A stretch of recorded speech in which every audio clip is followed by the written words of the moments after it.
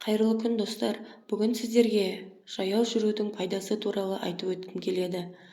Менің каналыма тіркеліп, лайк баса кетіңіз. Жаяу жүру адам ағзасының физикалық жағдайын жақсартатын тиімді құрал. Әсіресе жүрек бұлшықеттерінің қалыпты жұмыс жасауына жағдай жасайды. Күнделікті күйбең тіршілік, қанша шақырым жол жүріп, қанша қимыл қозғалыс жасағаныңызды қаперге ала бермейсіз.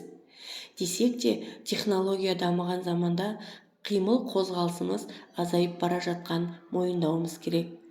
Осыған орай мамандар кем дегенде күніне 30 минут жаяу жүру керектің пайдасын айтып кетеді.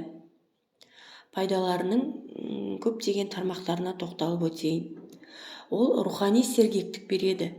Мезгіл өзгерістерінде, әсіресе күз айларында депрессияға бейімділік байқалады. Ал жаяу жүру шоколадтан да көп бақыт гормонының түзілуін қамтамасыз етеді. Оның үстіне калориясыз түрде. Ми жақсы жұмыс істейді.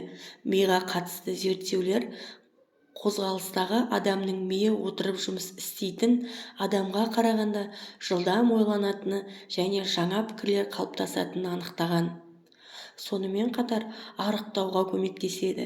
Үйден жұмысқа, жұмыстан үйге кем дегенде 30 минут жаяу жүретін болсаңыз, сіздің арықтауыңызға ықтималын тигізеді. Сондай-ақ зерттеулер асықпай баяу жүруге қарағанда бір қалыпты жылдам темпті жүрудің пайдасы көбірек екенін көрсеткен. Бұл сонымен қатар созылмалы аурулардан қорғанасыз. Жаяу жүру қан қысымын азайтады және сал ауруына шалдығу қаупін азайтады. Аптада 5 күн 30 минут жаяу жүру арқылы жүрек ауруының қаупінде азайта аласыз. Жүйелі түрде жаяу жүру варикоз ауру қаупін азайтады. Қан айналымын ретке келтіреді. Жаяу жүру салмақ тастап буындарға түсетін жүкті азайту мен қатар оттегінің буындарға жақсы тарауын қамтамасыз етеді. Өзіңізге уақыт бөле алмай жүрген болсаңыз, жаяу жүріңіз. Адам көбінесе жүрген кезде жеке қалады және ойланады. Тұрмыс тіршілігіңізді талдау, келеңсіздіктерге шешім іздеу, көпшіліктің жырақ шығып, ішкі сезімдерді тыңдау үшін жаяу жүруді байқап көріңіз.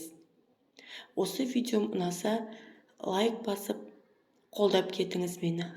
Тыңдағандарыңызға рахмет.